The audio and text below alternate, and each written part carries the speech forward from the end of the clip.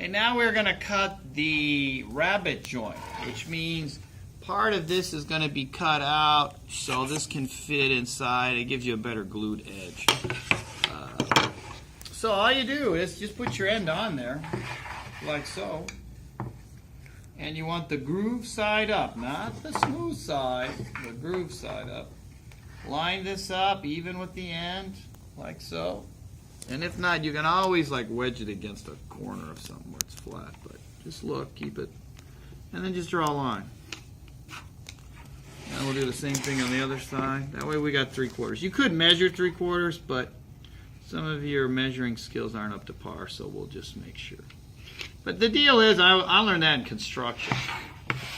Don't measure anything if you got the actual object, because let's say they made this. They made an error in the factory, and this is not exactly 3/4 thick. It's a little thicker, it's a little thinner. So it's best if you got the part, just do it. Now, my trusty grad assistant has set this up, so we're ready to cut it. And usually, it depends on where we are in the semester. If you're one of the first ones doing it, we're going to use this milling machine because we still have to use the table saw to make some more cuts. But after that, I can put a stacked dado, which means you got the table saw blade cuts 1/8 of an inch. I could just keep stacking those blades and have spacers in between them to where it cuts out 3/4 of an inch, which I'm going to do later on in the semester, and I'll show you how to cut it with the dado head. But so I don't hold up people making their project, we can also cut it with this milling machine.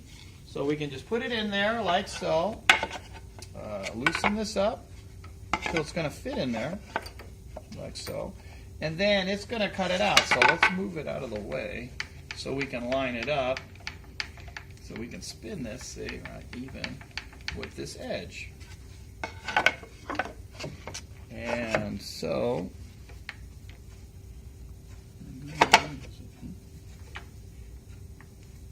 I guess it goes better there.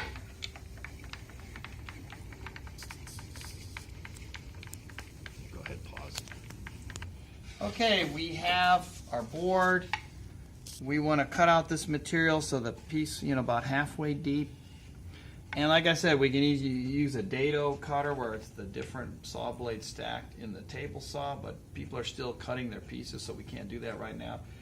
So we will use this. Now later on this semester we will use that, and we don't have to use this. But if we use this milling machine, it'll do the same thing. So we just put in the vise like so. And you got to watch it. See, there's only so much space or the vise is going to hit the back of this column of this. So what you're going to do is we open up our vise just a little bit to where it'll slide a hair. And then we spin this just by hand. Make sure you're careful with it, to where it's the farthest point out that it's going to cut, and then tighten this up. Now the trick is we'll turn it on to make it tight because it's machining this, and make sure this is flat in there.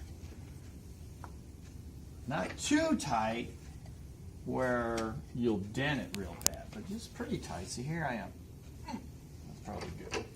Alright, so I'm going to turn this on. Make sure you have your safety glasses on. It's going to shoot pieces everywhere. This column is locked. We're going to turn it on and see if it looks like it's lining up with that. We look at it. Yeah, it looks like it's going to cut it right on the money. So we'll go ahead and try it. See what happens. Kind of go slow.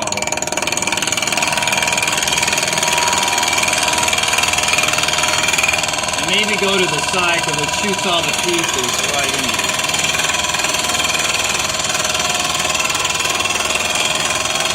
Make sure you have your safety glasses.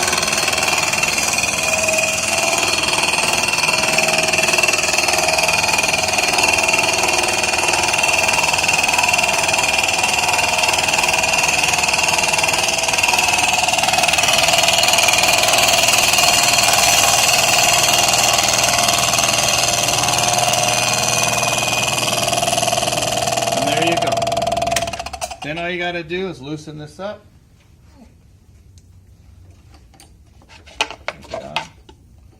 You'll have to move this back because it only cut a certain way.